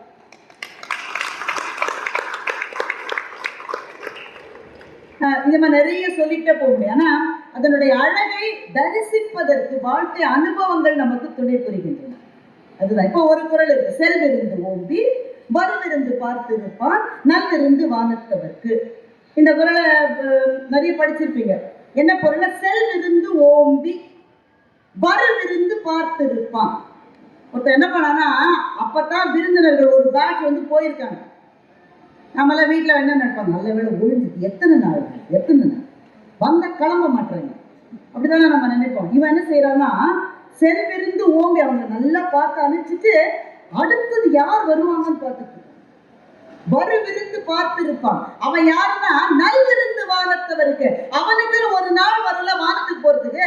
அப்போ இவன் வானத்திலே இருக்கிற தேவர்களுக்கு இவன் விருந்தாளியா போவான். அவங்க இவனை ரொம்ப நல்லா கவனிச்சுப்பாங்கன்னு சொல்லுவான். திரும்ப சொல்ற அந்த குறளை, செல்விருந்து ஓம்பி வருவிருந்து பார்த்திருப்பான் நல்விருந்து வானத்தவருக்கு. இதை வேற விதமா பார்க்கலாம். செல் விருந்துனா எங்க வீட்டுக்கு வந்த விருந்து, மாமா மச்சான் சித்தப்பா பெரியப்பா அத்தை, இந்த கோஷ்டி. அது இப்பெல்லாம் பரவாயில்லைங்க. நாங்களும் சின்ன பிள்ளை இருக்கும்போது ஓயாம வருவோம். இப்பெல்லாம் போகவே முடியாது. நீங்க போயிருவீங்க ஒரு வீட்டுக்கு தகவல் சொல்லாம, மானக்கேடு உண்டாகும். ஐயா ஏன் அடிக்கடி நடுவில் வந்து பேசுறீங்க? நீங்க தான் கேட்டீங்களா? சரி சரி. மானக்கேடு உண்டாகும், சொல்லாமல்லாம் போயிடாதீங்க. அப்படியே எங்க வீட்டுக்கு நிறைய பேர் வந்தாலும் என்ன செய்வாங்க, எங்க வீட்டுல மொத்தமே 3 நாள் தலைகாணி தான் இருக்கும். தலையணை இருக்குல்ல, 3 நாள் தான் இருக்கும். அதுவும் சொல்லுதெல்லாம் பார்க்கவே முகஞ்சுதாரோ அரப்பா காலத்துல இருந்து அதே கல்யாணி இருந்த மாதிரி இருக்கு. விருந்தாளிகள் வந்து எங்க கவலை என்னன்னா, அவ்வளவுதான் போச்சே, தலைகாணி போச்சு. ஏன்னா உடனே எங்க அப்பா வந்து, நீ உன்னுடைய தலைகாணியை அவருக்கு கொடுத்து விடு, இது பெரிய சப்ரமஞ்ச கட்டில், இது உன்னுடைய தலைகாணியை கொடுத்து விடு. நான் அப்ப குழந்தைய இருக்கும்போது அழலாம், அந்த உரிமை நமக்கு உண்டு. நான் கொடுக்க மாட்டேன், என்னோட தலைகாணி நான் கொடுக்க மாட்டேன். சரி சரி, அவ தூங்கின பிறகு உருவிக்கலாம், என்ன இதுக்கே போயிடும். அப்படிதாங்க நடக்கும். ராத்திரி படுக்கும்போது தலைகாணி பிடிச்சிட்டு தான் படுப்பேன். காலையில் பார்த்தா அவ்வளோதான், எங்கே போச்சுன்னு தெரியாது. அதை உருவி கொடுத்துருப்பாரு. அப்போ வீட்டுக்கு வந்தவங்க மேலே நம்ம வந்தவன் தான் வரான், ஏதோ நம்ம பார்த்து ஒரு கேட்பரி சாப்பிட்டு ஒரு ஏதாவது கொடுப்பாங்க. கிளம்பி போகிறப்போது அவங்க காலில் நம்ம விழணும். 10 பைசா கொடுக்கணும், 10 பைசா. அப்போ நமக்கு கடுப்பாக தானே இருக்கும். நல்ல வேலை கிளம்பி போனாங்கன்னு சொல்லிட்டு. ஆனால் இவன் என்ன செஞ்சான்னு, இது வந்து செல் விருந்து. அவங்களா தேடி வந்தாங்க, உறவுக்காரங்க போயிட்டாங்க. அது தவிர இன்னொரு விருந்து இருக்கு. யார் தெரியுமா உங்களுக்கு? வரு விருந்து. அதாவது அவனா வரல, நீயா போய் அவனை கூட்டிட்டு வந்து. அவனா அவங்க வீட்டுக்கு வந்தாலே பிரச்சனை, நீயா போய் அவனை கூட்டிட்டு வந்தா வீட்டுல இருக்கிற பிள்ளைங்களுக்கு என்ன, வீட்டு அம்மாவுக்கு எவ்வளவு கடுப்பா இருக்கும் மாத்திரம் யோசிச்சுக்க. அப்படி செய்வாங்களா யாராவது? நீங்க உடனே என்ன நினைப்பீங்க, அப்படிலாம் யாருமே செய்ய மாட்டேன். எவனோ வந்துட்டா போனா வேற வேலை இல்லைன்னு சோத்தை வடிச்சு போட்டு அவனை அனுப்புவோமே தவிர நானா தேடி போய் ஒரு விருந்தை கூட்டிட்டு வருவேன் நாக்கோ இதெல்லாம் நடக்கு அப்படின்னு நினைக்கிறீங்க. ஆனா நடந்ததுங்க, நடந்தது. 17 டிசம்பர், இப்போதான் 17 டிசம்பர், நான் சொன்ன 100 வருஷத்துக்கு முன்னாடி இல்லை, இதோ 23ஆம் ஆண்டினுடைய 17 டிசம்பர், ட்ரெயின் நம்பர் 2606 திருச்செந்தூரிலிருந்து சென்னை வருகின்ற அந்த புகை வண்டி 800 பேசஞ்சர்ஸோட கிளம்பிச்சு. ஞாபகம் இருக்கா இல்லையா? இருக்கு. கடும் மழை. புகை வண்டி புறப்பட்ட கொஞ்ச நேரத்திலேயே வைகுந்தபுரத்தில் நிறுத்திட்டாங்க. இரவு முழுக்க மின்சாரம் இல்லாமல் 800 பயணிகள் அந்த வண்டியிலே இருந்தாங்க. காலை புலர துவங்கியது. அந்த பக்கத்திலே இருந்த ஒரு சின்னஞ்சிறு கிராமம், அந்த கிராமத்தினுடைய பெயர் புதுக்குடி மேலூர் என்பது அந்த கிராமத்தினுடைய பெயர். வெறும் 30-40 வீடு இருக்கிற சின்னஞ்சிறு கிராமம். அந்த கிராமமே கஷ்டத்துல இருக்கு. அவன் வாழை பயிர் வச்சிருக்கான். வாழை முழுகிடுச்சுன்னா ஒன்றுத்துக்குமே பயன். முழுக்க முழுகிடுச்சு வாழை. அவனுக்கே வீட்டுல வந்து ஃபியூவல் இல்லை, கரண்ட் இல்லை, போன்ல சார்ஜ் இல்லை, எதுவும் இல்லை.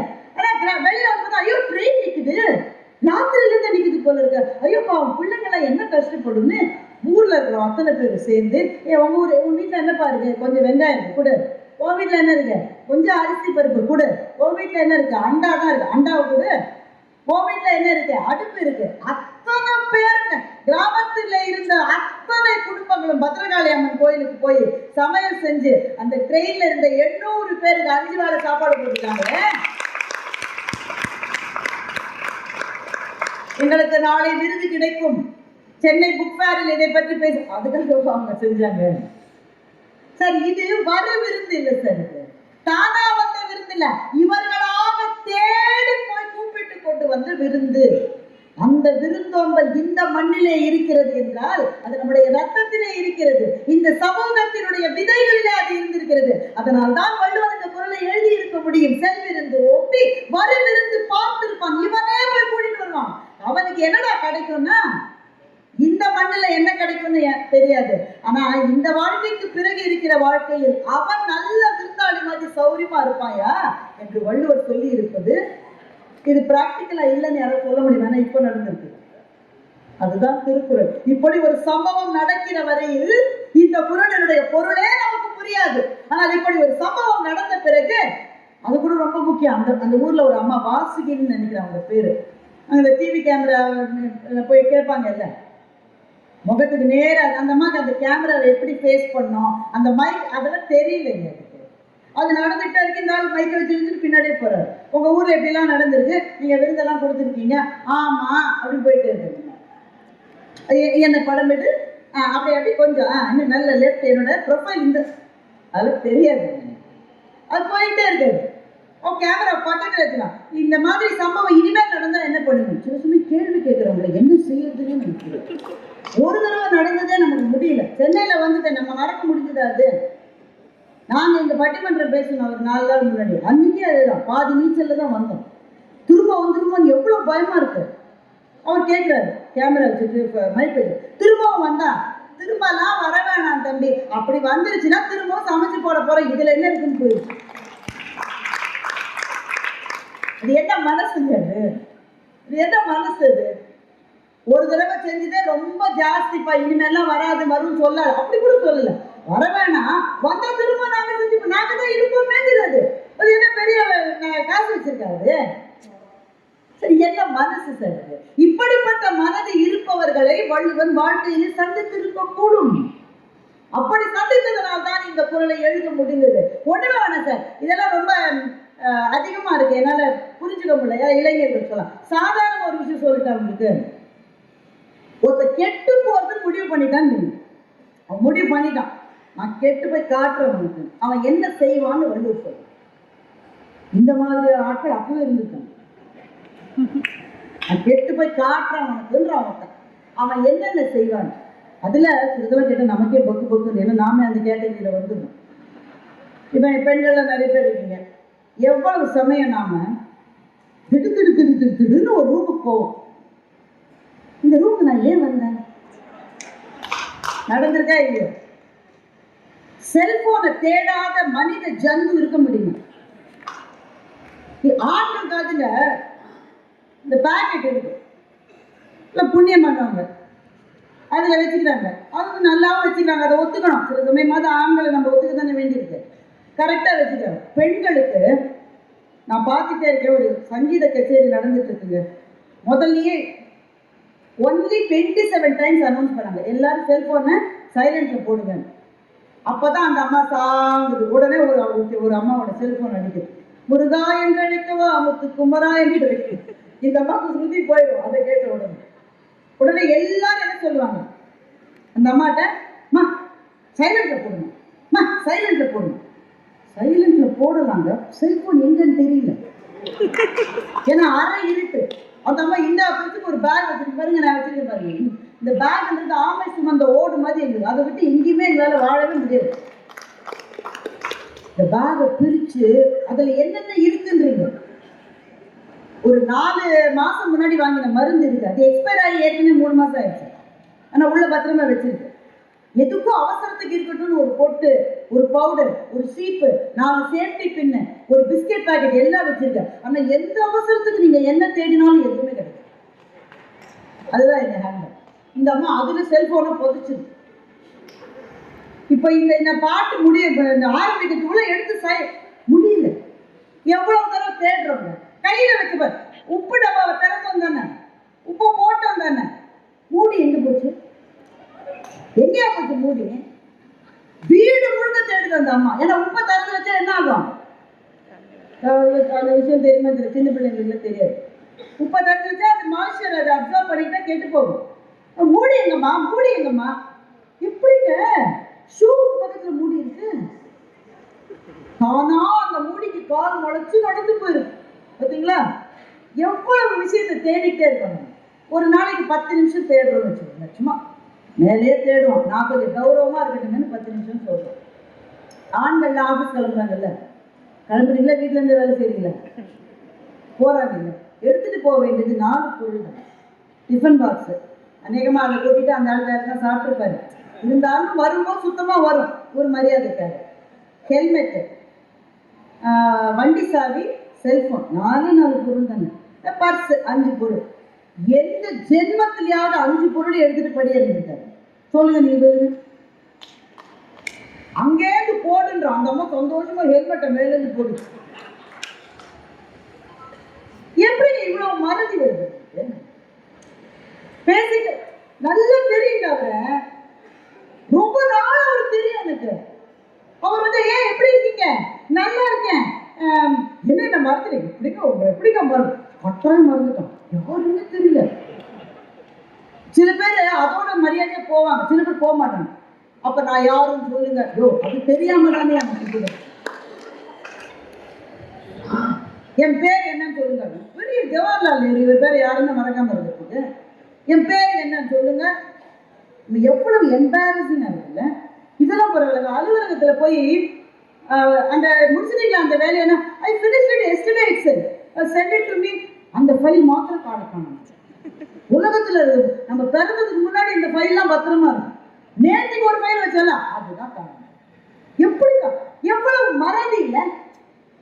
வள்ளுவர் சொல்றாரு, நீ விளங்க மாட்டேங்க. சில சமயம் கடுமையா பேசுவார், சில சமயம் பஞ்சில ஒத்தினா மாதிரி பேசுவாரு, சில சமயத்துல சவுட்டி கலைவர் கோபம் பேசுவார். நீ விளங்காம போவான்னு நம்ம சொல்றாரு. எப்போ இனிமே மறந்து சுத்தி சுத்தி தேடினாக்க நெடுவி மறவி மடி துயில் நான்கும் கெடுநீரா காமக்கல். அந்த ஆர்டர் ரொம்ப முக்கியம் வள்ளுவருக்கு. அவர் சொல்றதுதான் ஆர்டர். நீங்க ஒன்ன தூக்கி ஒன்னெல்லாம் போடவே முடியாது. எண்ணும் எழுத்தும் கண்ணென தகுந்த அந்த மொழியை வந்து வள்ளுவத்துல நீங்க தான் முதல்ல அங்கதான் பார்க்க முடியும். எண்ணென்ப ஏனை எழுத்தென்ப இவ்விரண்டும் கண்ணென்ப வாழும் உயிர்க்கு. எண்ணுதான் முதல்ல. நீங்க நான் சொன்னேன்ல, கொஞ்சம் டீவியேஷன் தான். நான் சொன்னேன்ல, ஒரு குறளை இங்க படிக்கிற போது விளங்கிக் கொள்வது வேறு. காலம் வளர வளர அதனுடைய டைமென்ஷனே மாறிடும். இந்த குறள் எடுத்துக்கிட்ட எண்ணென்ப ஏனை எழுத்தென்ப இவ்விரண்டு கண்ணென்ப வாழும். வள்ளுவன் வாழ்ந்த காலத்தில் ஞானம் என்று எதெல்லாம் அறியப்பட்டதோ அது எல்லாம் எழுத்தில் தானே இருந்தது. சொல்லுங்க, எழுத்தில் தானே இருந்தது. அது வேதமாக இருக்கட்டும், தமிழில் வள்ளுவத்துக்கு முன்னே வந்த தொல்காப்பியமாகட்டும், அகத்தியமாகட்டும், எல்லாமே எழுத்துல இருந்தது. ஆனா வள்ளுவர் எழுத்தை பின்னால் போட்டது மாத்திரம் அல்ல, எண்ணை முன்னால் போட்டு எண்ணென்ப ஏனை எழுத்தென்ப and the others including அப்படின்னா என்ன அர்த்தம்? அதுக்கெல்லாம் கொஞ்சம் சாலமன் பாப்பையா ஐயா அவர்கள் நடுவராகவும் மற்ற பேச்சாளர்களும் பட்டிமன்றம் நடத்தினார்கள். என்னப்பா, அவருக்கு தான் முதலிடம், ஏனைய பேச்சாளர்களுக்கு ரெண்டாவது, அப்படிதானங்க? எண்ணென்ப ஏனை எழுத்தென்ப எண்டு தாண்டா, நம்பர் தாண்டா ஃபர்ஸ்ட் எப்படி சொன்னாரு அவர் காலத்துல. இன்னைக்கு நீங்க யோசிச்சு பாருங்க, artificial intelligence is going to rule us நம்ம பேசிட்டு இருக்கோம். மொத்த கம்ப்யூட்டருமே எண்களால் மாத்திரம்தான் இயங்குகிறது. அது ஒரு ரெண்டே, இதெல்லாம் வள்ளுவருக்கு கம்ப்யூட்டரை பத்தி தெரியுமா? தெரியாது. ஆனா எதிர்காலத்தை பார்க்கக்கூடிய ஒரு நுண் பார்வை அவருக்கு ஏதோ இருந்திருக்கிறது. கம்ப்யூட்டர் தெரியாது, ஆர்டிபிஷியல் இன்டெலிஜென்ஸ் தெரியாது, ஆனா இதெல்லாம் டூல்ஸ் தான். அதற்கு கீழே இருக்கிற அவருடைய விவேகம், விஸ்டம்னு சொல்லுவோம்ல, மெய்யியல் அறிவு வள்ளுவருக்கு இருந்த காரணத்தினாலதான் என்ன முதல்ல போட்டாரு. நம்பர் இல்லாம நமக்கு அடுத்த தலைமுறை ஒரு தலைமுறை விட வாழவே முடியும். எல்லாமே எண் தான் இனிமே, அப்படிதான் இருக்க போகுது. இது ஏதோ ஒரு விதத்துல வள்ளுவர் தெரிந்து கொண்டிருக்கிறார் என்று நினைக்கிறது ஆச்சரியமா இருக்கு. அதனால அந்த ஆர்டர் ரொம்ப முக்கியம். அந்த குரலுக்கு திரும்ப போலாம். நெடுநீர், நெடுநீர்னா என்னங்க?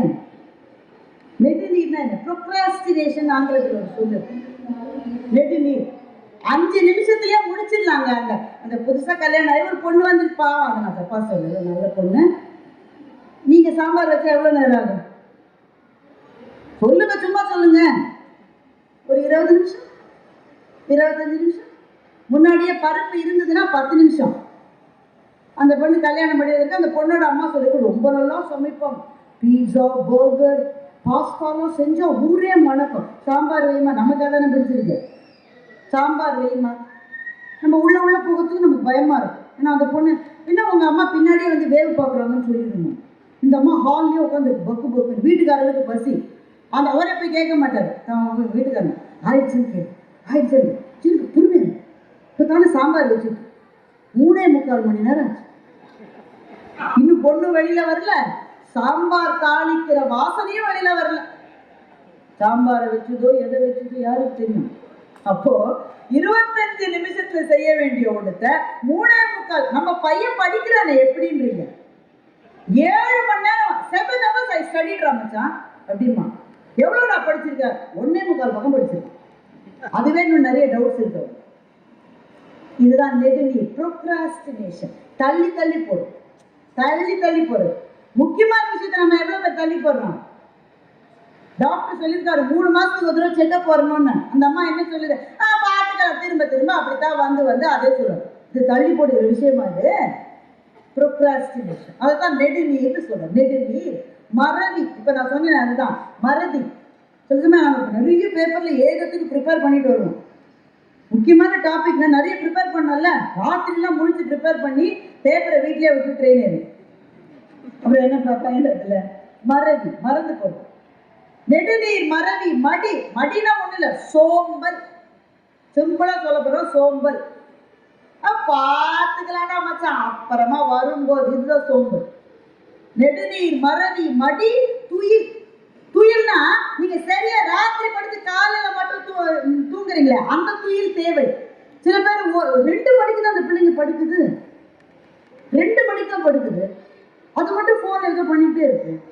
நாம ஒரு கண்ணாடியை போட்டுட்டு 2 வெளிச்சத்துக்கு நடுவில் பண்ணாலே நம்ம கல்ச்சருக்கு பல வல்ச்சர்னு அடிச்சுட்டாங்க. கல்ச்சர் அடிக்கிறதால வல்ச்சர்னு அடிச்சுட்டேன். இந்த பிள்ளைங்களுக்கு கண்ணாடி வேணாம், வெளிச்சம் வேணாம், போர்வையை போட்டுட்டு அப்படியே அடிச்சுட்டு ஒரு தப்பு இல்லை. 3 மணிக்கு தூங்குது, காலையில் எப்போ எந்திரிக்குது? ஏர்லி மார்னிங் 11 o'clock எந்திரிச்சு. இந்த துயில், அதாவது முறையில்லாத நேரங்களில் தூங்குகிற துயில், அதான் சொல்றாரு. நெடுநீர், மறதி, மடி, துயில் 4ம் கெடுநீரார் காமக்கலை. நீ கெட்டு போறவை இதுதாங்க செய்வாங்க. ஒட்டுமையா பேசுவார் சில சமயம். இப்போ இந்த குரலுக்கு பொருள் புரியணும்னு வச்சுக்கோங்களேன். உங்க 13 வயசுல 14 வயசுல புரியவே புரியாது. ஆனா 13 வயசு பிள்ளை இருக்கிற வயசு உங்களுக்கு ஆச்சு வைங்க, கட்டாயம் இந்த குரலுக்கான பொருள் உங்களுக்கு புரியும். இப்போ இந்த மறதியிலிருந்து எப்படிங்க வெளில வருது? ஐ அம் forgetting everything. What should I do? Focus. எது செய்யணுமோ அதை தாண்டி எதையுமே யோசிக்காதன்ற. நான் எதை செய்ய வேணுமோ அதை மாத்திரமே நீ செய்ய ஆரம்பிச்சது. சில பேர் நிதானமா, சில பேர் கல்யாணம் எல்லாம் முடிச்ச அப்புறமா நான் மச்சான் இந்த மேட்ரிமனிலேயே நான் போயிருக்க கூடாது மச்சான், இந்த மேட்ரிமனிலேயே நான் இன்னொரு மேட்ரிமனி நல்லா இருக்காண்டா, எல்லாத்துலயும் ஒரே ப்ரொஃபைல் தான் இருக்கு, எல்லாத்துலயும் அதே தான் இருக்கு. இவன் திருமணம் முடிஞ்ச அப்புறம் சொல்றான் அந்த மேட்ரிமனில நல்ல நல்ல ப்ரொஃபைல், திருமணம் ஆயிடுச்சுடா. நிதானமா கவலைப்படுவோம். வள்ளுவர் சொல்றாரு, டே எண்ணி துணிக கருமம் துணிந்த பின் எண்ணுவோம் என்பது இழுக்கு. It's below your dignity. அவரோட சொல்ல பாருங்க, இழுக்கு. நல்ல யோசி ராஜா, நல்ல யோசி. இந்த பொண்ணு நம்ம ஃபேமிலிக்கு ஒத்து வருவாளா, நம்ம அப்பா அம்மா ஒத்துப்பாங்களா, எவ்வளவு நாள் வேணா எடுத்து யோசி. ஆனா யோசிச்சு முடிவு பண்ணிட்டா மச்சான் அவ்வளவுதான், போய்கிட்டே பாதியில ரிட்டர்ன் வராதுன்ற. எண்ணி துணிக கருமம் துணிந்த பின் எண்ணுவோம் என்பது இழுக்கு. இப்ப நம்ம அன்றாட வாழ்க்கையில் நமக்கு தேவையான ஒவ்வொன்றையும் வள்ளுவம் தங்கத்தட்டிலே வைத்து நமக்கு கொடுக்கிற மாபெரும் பெட்டகமாக இருந்திருக்கு. அதனால்தான் வள்ளுவம் அல்லது வள்ளுவத்தை ஒத்த நூல்கள், அதை கற்பிக்கிறவர்கள் எழுத்தாளர்கள் மாத்திரம் அல்ல, அவர்கள் நம்முடைய குரு நிலையில் இருப்பவர். அவர்களுக்கு முன்னே பணிந்து வணங்கி நமக்கு தேவையான அறிவு செல்வத்தை நாம் பெற்றுக்கொள்ளவில்லை என்றால் கடையரை கல்லாதவர், நீ கடைநிலையில் இருப்பவன் என்று வள்ளுவர் சொல்லுகிறார். வள்ளுவத்திலிருந்து தொடங்கி இன்றைய எழுத்தாளர் வரை எத்தனை நீண்ட பயணம், ஆனா எனக்கு தெரிந்தவரை வள்ளுவம் மாதிரியான பேரிலக்கியங்களுடைய இன்ஃபுளுன்ஸ் இல்லாம எந்த மகத்தான எழுத்தாளரும் தமிழில் வந்திருப்பதற்கு வாய்ப்புகள் ரொம்ப குறைவு. அது இருக்கும் மனசுக்குள்ள, நான் படிச்சுக்க மாட்டேன் கான்சியஸ், ஆனா மனசுக்குள்ள அது இருந்துட்டே இருக்கும். என்னாலும் நஞ்சுண்டார் கள்ளுண்பவர்னு வள்ளுவர் சொல்லுவார். என்னாலும் நஞ்சுண்டார் கள்ளுண்பவர். இது எவ்வளவு சத்தியம் இல்லை, காலங்களை கடந்த சத்தியம் இல்லை. எத்தனை வீடுகளில் அந்த அந்த அந்த பேர்டனை பெண்கள் மாத்திரமே சுமக்கிறாங்க, நம்ம எல்லாருக்கும் தெரியும். அந்த ஆளு வேலைக்கு போல, இந்த அம்மா தான் வேலைக்கு போகுது, அதுவே ஒரு பேர்டன். அதோட அவன் விட்டானா போய்கிட்டே இருக்கான் கடைக்கு போய்கிட்டே இருக்கான். உடம்பு சரியில்லாம போகுது, அவனுடைய மருத்துவத்தை இந்த அம்மா தான் கவனிக்கணும், அவனையும் இந்த அம்மா தான் கவனிக்கணும். நீ ஹாஸ்பிட்டல் அவனை வச்சு பார்க்கும்போது இந்த அம்மா வேலைக்கு போக முடியாது. எத்தனை விதத்திலே அவன் ஒரு சுமையாகி போகிறான். அதனால வள்ளுவர் சொல்றாரு, என்னாலும் நஞ்சுண்டார் கள்ளுண்டவர். நீ விஷத்தை நீயே சாப்பிடுறடா தம்பி, யாராவது விஷம் உனக்கு கொடுத்தா நீ அதை சாப்பிடுவியா? ஆனா நீ சாப்பிடுறியடா தம்பி, என்னாலும் நஞ்சுண்டார் கள்ளுண்டவர். அதே வள்ளுவர் இன்னொரு இடத்துல சொல்றாரு, நீ விஷத்தை கூட சாப்பிடலான்ட்டு. நமக்கு ஆச்சரியமா இருக்குல்ல, கள்ளுண்பவனை நீ நஞ்சுண்டவன் என்று சொன்னவர் இன்னொரு இடத்திலே என்னாலும் நஞ்சுண்டார் கள்ளுண்பவர் சொல்றது இன்னொரு இடத்துல நீ விஷத்தை கூட சாப்பிடுன்ட்டு. எப்ப சொல்ற தெரியுமா? பெயம் கண்டும் நஞ்சுண்டு அமைவர் நயத்தகு நாகரீகம் விரும்புபவர்னு சொல்லி வேண்டுபவர்னு சொல்லி. நம்ம ஒரு இடத்துக்கு போறோம், விஷத்தை கொடுக்குறான் அந்த ஆளு, அவ்வளவு நல்ல ஆளா விஷத்தை கொடுக்குறான். நயத்தகு நாகரீகம் விரும்புபவர் என்ன சொல்லி செய்வாரா? விஷத்தை சாப்பிடுவாருன்னு வள்ளுவர் சொல்றாரு. சொல்லுங்க, நியாயமா பேசுங்க. தெரியுண்டா, டே உங்களை பத்தி எனக்கு தெரியுண்டா, நான் டவுட்ல தான்டா வந்தேன் பாரு, வீடியோ கேமரால கூட எடுத்துட்டேன் பாரு மச்சான், நேரம் போலி அப்படின்னு சொல்லுவோம். நாகரீகம் விரும்பி நஞ்சை உண்போமா? எனக்கு இந்த குரலுக்கு எனக்கு பிடிக்கவே இல்லை. இதெல்லாம் பிராக்டிக்கல் இல்லைன்னு நான் நினைச்சேன். ஆனா ஒரு சம்பவம் நடந்தது. அகமதாபாத்ல ஒரு பட்டிமன்றம், எங்க ஐயாவோட நாங்க போயிருக்கோம். அங்க தமிழ் குடும்பங்கள் நிறைய இருக்குங்க குஜராத்ல, ஆயிரக்கணக்கில் இருக்கு. அவர்கள் பல தலைமுறைகளுக்கு முன்னாலே அங்கே போனவர்கள். அவங்களுக்கு தமிழ் மொழி கொஞ்சம் கொஞ்சம் தெரிஞ்சிருக்கே தவிர தமிழ் சாப்பாடெல்லாம் அவங்க விட்டு விலகிட்டாங்க. நாம நம்மள மாதிரி இட்லி வடை போண்டா சாம்பார் அதெல்லாம் அதுல இருந்து விலகிட்டாங்க. அதில் ஒரு ரொம்ப வறிய குடும்பம், ஏழை குடும்பம். ஐயாவை பார்த்து கை கூப்பி, ஐயா நீங்க எங்க வீட்டுக்கு சாப்பிட வரணும்னு அந்த அந்த ஆண் குடும்ப தலைவர் கேட்டுட்டார். எங்க ஐயா அவர் தர்மதான பிரபு, அவரு வரையோங்க நாளைக்கு வரோன்ட்டார். அந்த வீட்டுக்கு போனா டேபிள் சேர் இல்லை, இவருக்கு தரையில் உட்கார்றது கஷ்டம். பார்த்த உடனே நான் ராஜா சார்லாம் கொஞ்சம் பேக் எடுக்கணும். தரையில உட்கார முடியாது. அவர் சொல்ற நான் உட்காருவேனே, உட்கார முடியாது, நான் உட்கார வேணும், உட்காந்துட்டார் தரையில. அப்புறம் அவங்களுக்கு வந்து இலையெல்லாம் கிடையாது, ஒரு பிளேட் மாதிரி அலுமினிய தட்டு தான் இருந்தது. அதை வச்சு இவ்வளவு தடியா ஒரு சப்பாத்தி, இந்த குஜராத்காரங்க தான் அதை சாப்பிட முடியும், சப்பாத்தியை கொடுத்துட்டு அப்படியே எண்ணெயில மிதக்கிற உருளைக்கிழங்கு கிரேவி அதை கொண்டு வந்து அந்த அம்மா போடு போடு போடு போடு.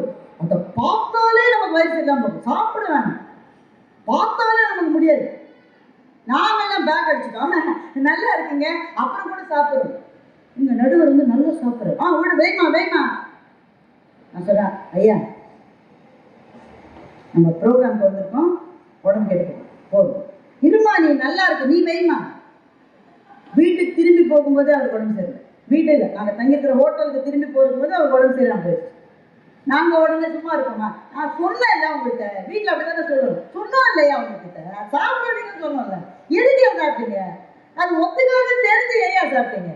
நான் சாப்பிடல, நான் அந்த வீட்டுக்காரம்மாவை அந்த ஆள் போட்டு அடிச்சிருப்பான்டான்னு அவர் சொன்னேன். அந்த அம்மாவுக்கு அதுதான் செய்ய தெரியும், வேற எதுவும் செய்ய தெரியும், சோறெல்லாம் செய்யறதுக்கு பழக்கம் விட்டு போச்சு, அதுக்கு தெரிஞ்சது அது செஞ்சது. நான் சாப்பிடலன்னா இவன் போட்டு அடிச்சிருப்பான், ஒருத்தன் வராங்கன்னா உனக்கு வைக்க தெரியாதா ஆக்க தெரியாதான்னு அடிச்சிருப்பான், அதுக்காக தான் நான் சாப்பிட்டேன். இப்போ எனக்கு ஒன்று ஒத்துக்காதுன்னு தெரிந்த பிறகும் இன்னொருவர் துயரப்படக்கூடாது என்று சாப்பிட்டால் அது நன்றி சாப்பிடுவது மாதிரி தானே. பெயர் கண்டும் நஞ்சுண்டு அமைவர் நயத்தகு நாகரீகம் வேண்டுபவர் அப்படின்ற குறளுக்கு பொருள் புரியணும்னா இப்படி ஒரு சம்பவத்தை நீங்க சந்திச்சிருந்தாதான் அந்த குறளுக்கான பொருள் புரியும். அப்போ குறளிலிருந்து வாழ்க்கையை அறிவதல்ல, வாழ்க்கையிலிருந்து குறளை புரிந்து கொள்வது என்ற எல்லைக்கு நம்ம இட்டு செல்லுவதுதான் திருக்குறள். அன்றிலிருந்து தொடங்கி இன்று வரை இருக்கிற படைப்பாளிகள் நமக்கு குருவாக ஞானத்தை சொல்பவர்களாக இன்றைக்கும் இருக்கிறார்கள். ஜெயமோகனுடைய அபாரமான ஒரு சிறுகதை, அதோடு நான் என் பேச்சு நிறைவு செய்ய போகிறேன். ரொம்ப பிரீஃபா சொல்லிடுறேன், நான் அந்த கதை நீங்க தான் படிக்கணும். இங்க அந்த கதை இருக்குன்னு நான் திறந்து ஜன்னலை திறப்பேன், வாசலை நான் திறப்பேன், நீங்க தான் உள்ள போகணும். அருமையான ஒரு கதை. ஒருத்தர் இருக்கான், அவனுக்கு எப்ப பாரு தற்கொலை இல்லை, எந்நேரமும் தன்னுடைய தற்கொலையை விதவிதமா கற்பனை பண்ணி பார்க்கணும். நான் தற்கொலை பண்ணி என் உடல் விழுந்து கிடக்கிற இடத்திலே மழை பெய்து கொண்டிருக்க வேண்டும்னு ஒரு ஆசை. இப்படி ஒரு ஆசை ஒரு ஆளுக்கு இருக்குமா? அவனுக்கு இருக்கு, விதவிதமா கற்பனை பண்றான். அப்புறம் ஃப்ரெண்ட்ஸ் எல்லாம் சொல்லி டாக்டர்கிட்ட கூட்டிட்டு போறாங்க, டாக்டர் சைக்கியாட்ரிஸ்ட கூட்டிட்டு போறாங்க. சைக்கியாட்ரிஸ்ட் சொல்றாங்க, சார் நீங்க உள்ள கதவை தாப்பா போட்டுட்டா நாங்க வெளியில இருந்து திறக்க முடியாது சார், உங்க மனம் என்பது ஒரு கதவு, நீங்க தாப்பால நீக்கினாதான் வெளியில இருந்து நாங்க வந்து உங்களுக்கு உதவி செய்ய முடியும். அந்த மன சோர்வு இருக்கிறவர்களுக்கு அவங்க மற்றவங்களை தன்னுடைய மனசுக்குள்ள வரதுக்கு அவங்க இடம் கொடுக்கணும், ஸ்பேஸ் கொடுக்கணும். வள்ளுவர் இன்னொரு இடத்துல சொல்றாரு, மனநலம் என்னும் நலனுடைமை என்ற வார்த்தையை சொல்றாரு. மனநலம்ன்ற சொல்லு வள்ளுவர் காலத்துல இருந்து இருக்கு. மென்டல் ஹெல்த் இன்னைக்கு சொல்றோம்ல, அந்த சொல்லு அங்கே வள்ளுவரை சொல்லியிருக்கு. இந்த கதையில மருத்துவர்கள்லாம் you have to cooperate, but he is not able to cooperate. திரும்ப திரும்ப தற்கொலை நினைவிலேயே இருக்கான். சரி, நியூரோலஜிஸ்ட் கிட்ட போறோம். நியூரோலஜிஸ்ட் வேற இது கொஞ்சம் அவங்க நர்வ்ஸ்ல கூட ஏதோ ஒரு பிரச்சனை இருக்கலாம், ஆனா என்ன பிரச்சனைன்னு கண்டுபிடிக்க முடியலன்ட்டாங்க. எல்லா டாக்டர் கைவிட்ட உடனே இந்த ஆள் தற்கொலை படுறதுன்ற முடிவுக்கு போயிட்டான். முடிவுப்படி எங்க இடத்துல தற்கொலை பண்ணலாம்னு தேடுறோம். இது கூகுள் எவ்வளவு விதத்தில் நமக்கு உதவி செய்கிறது பாருங்க. தேடுறோம். மழை அதிகமா இருக்கிற இடம் ஆகும்பேன்னு ஒரு இடம் இருக்கும், மேங்களூருக்கு பக்கத்துல, கர்நாடகா. அந்த இடம் தான் இந்த சிறப்புஞ்சி ஆஃப் சவுத் இந்தியா. மிக அதிகமாக தென் இந்தியாவில் மழை பொழிகிற இடம் ஆகும்பே. அங்க போய் சாகிறதுன்னு முடிவு பண்ணிட்டோம். அங்க போயிட்டா அந்த இடத்துக்கு ஒரு லாட்ஜ்ல ரூம் எடுத்து தங்கியிருக்க. ரொம்ப மழை கொட்டிட்டே இருக்கு அந்த ஊர்ல, சோரெல்லாம் நனைஞ்சிருக்கு. அந்த தங்கியிருந்த லாட்ஜ்ல ஒரு படம் வச்சிருப்பான், ஹோட்டல் ரூம்லாம் ஒரு படம் வச்சிருப்பாங்க. அந்த ஊருக்கு என்ன சிறப்போ அதை படமா வச்சிருப்பான்.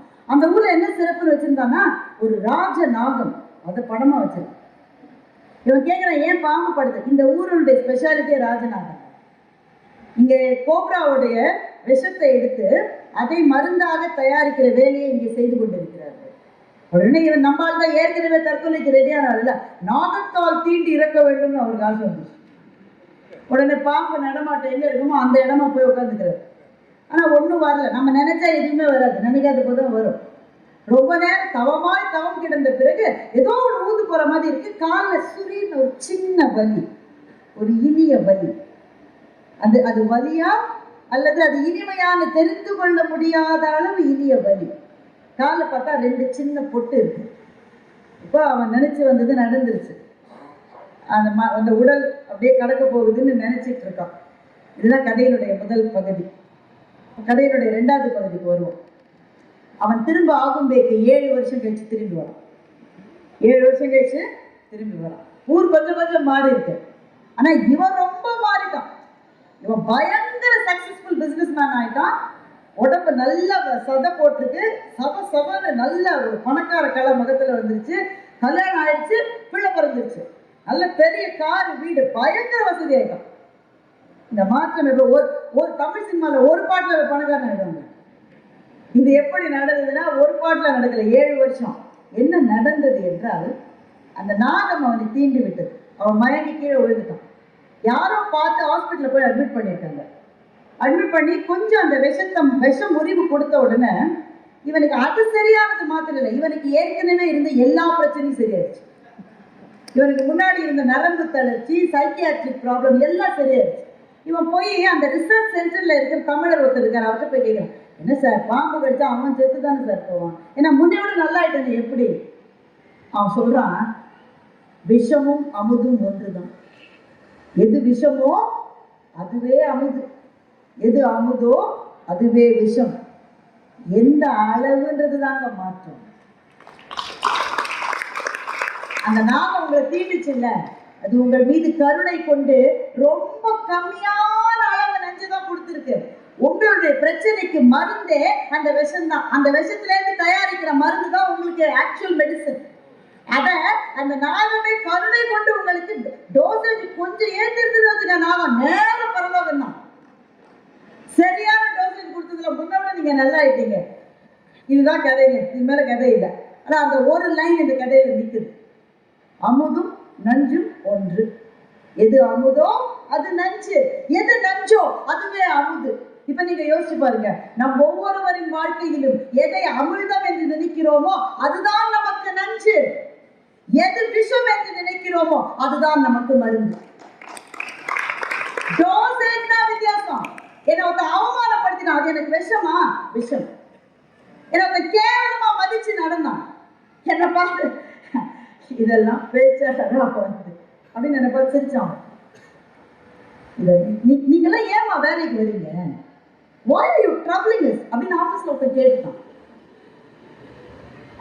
ஒரு ஆள் ஒரு பெண்ணை ரொம்ப விரும்பினான். அந்த பொண்ணு அவனை பார்த்து இலக்காரமா சிரிச்சு, நீ உன்னை கண்ணாடியில பார்த்திருக்கிய எப்போது அப்படின்னு கேட்டுச்சு அந்த பொண்ணு.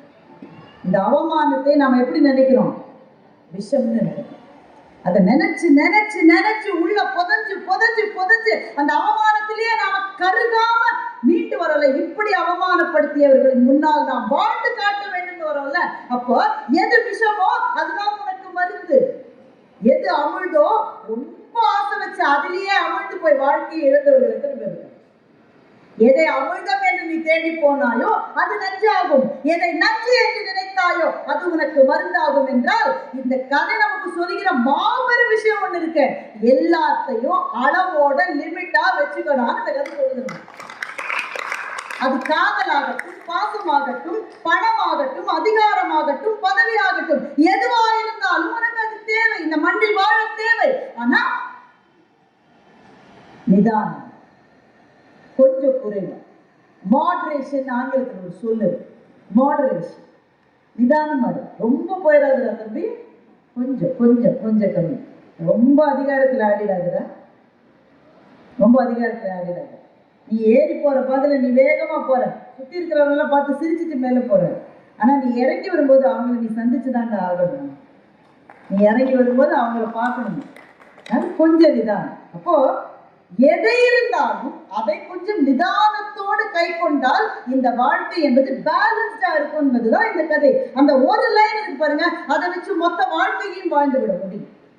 அமிழ்துதான் நஞ்சு, நஞ்சுதான் அமிழ்து. இந்த ஒரு சொல்லை வைத்து மொத்த வாழ்க்கையும் குறையின்றி வாழ்ந்து விட முடியும் என்றால் புத்தகங்கள் நமக்கு தருவது இதைத்தான் நண்பர்கள். வாழ்க்கையில் நாம் சந்திக்கிற பிரச்சனைகளுக்கான நேரடி தீர்வுகளை புத்தகங்கள் சொல்லாது. எனக்கு ஒரு லோன் அடைக்க முடியலைங்க, நான் ஜெயமோகனை படிச்சா வழி கட்டணும் கிடைக்கும். அவரை வந்து கட்ட போற லோனு நீங்க உங்க லோனை கட்டணும். ஆனா ஒரு ஒரு வார்த்தை, ஒரு வாசகத்தை, ஒரு கருத்தை பிடித்துக் கொண்டு வாழ்க்கையில் முன்னேறி விடலாம் என்றால் ஒவ்வொரு புத்தகமும் நமக்கு குரு. அதுதான் ஆசான். அந்த புத்தகத்தின் முன்னால் பணிந்து நின்று உடையார் முன் இல்லார் போல, வள்ளுவர் அதுதான் சொல்றார், உடையார் முன் இல்லார் போல ஏக்கற்றும் கற்றார். நீ பணிந்த அந்த புத்தகத்தில் இருந்து உனக்கு என்ன தேவையோ அதை எடுத்துட்டா இந்த வாழ்க்கையை நல்ல மண்ணில் நல்ல வண்ணம் நீ வாழ்ந்து முடியலாம் என்பதுதான் இந்த குறளினுடைய பொருள். அதை படிச்சு நமக்கு என்னங்க, கையில எடுத்த உடனே தூக்கம் வருதுன்னா தூங்கு தம்பி தூங்கு. எனக்கு என்ன போச்சு, புத்தகத்துக்கு நஷ்டமா நீங்கள் படிக்காதவர், உங்களுக்கு நஷ்டம். கடையரே கல்லாதவர். அப்ப படிக்க வேண்டும் என்ற ஆர்வத்தை, அந்த விருப்பத்தை, அந்த ஆசையை, அந்த தாகத்தை உங்களுக்குள் ஏற்படுத்திக் கொள்வது உங்கள் வாழ்க்கையை நீங்கள் வெற்றி பெறுவதற்காக. அந்த எழுத்தாளருக்கு நன்மை வரும், ஆனால் எழுத்தாளன் தனக்கு நன்மை வர வேண்டும் என்று எழுதுபவன் அல்ல. புதுமைப்பித்தனை பத்தி சொன்னார் அவர். புதுமைப்பித்தனை பத்தி சொன்னார். புதுமைப்பித்தன் வாழ்ந்த காலத்தில் என்ன கொடுத்தது இந்த சமூகம்? புதுமைப்பித்தன் எதையும் கொடுக்கவில்லை. பிள்ளைக்கு சோறு மருந்து கொடுக்க முடியல இந்த புதுமைப்பித்தனால. மகாகவி பாரதியை பற்றி சொன்னார். 39 ஆண்டு கால வாழ்க்கையில் என்ன கிடைத்தது பாரதிக்கு? அவர்கள் தங்களுக்காக அல்ல, இனி காலம் காலமாக வாழப்போகிற மக்களுக்காக தங்களினுடைய எழுத்துக்களை விட்டு சென்றிருக்கிறார்கள் என்றால் உங்களுக்கான புத்தகத்தை தேர்ந்தெடுங்கள். அந்த புத்தகத்தை எழுதியவனை உங்கள் ஆசான், உங்கள் குரு, உங்கள் ஆசிரியர் என்று கைகூப்பி தொழுது வணக்கமாக வாழ்க்கைக்கு தேவையானதை வாங்கி கொண்டால் உங்கள் வாழ்க்கை மேன்மையிடும். அதுதான் உடையார் முன் இல்லார் போல ஏக்கற்றும் கற்றார் கடையரே கல்லாதவர் என்று வள்ளுவன் சொன்ன ஒரு சின்ன 2 அடிகளுக்குள் வாழ்க்கையை வாழுகின்ற வித்தை இருக்கிறது. அதுதான் தமிழ், அதுதான் இலக்கியம். நன்றி, வணக்கம்.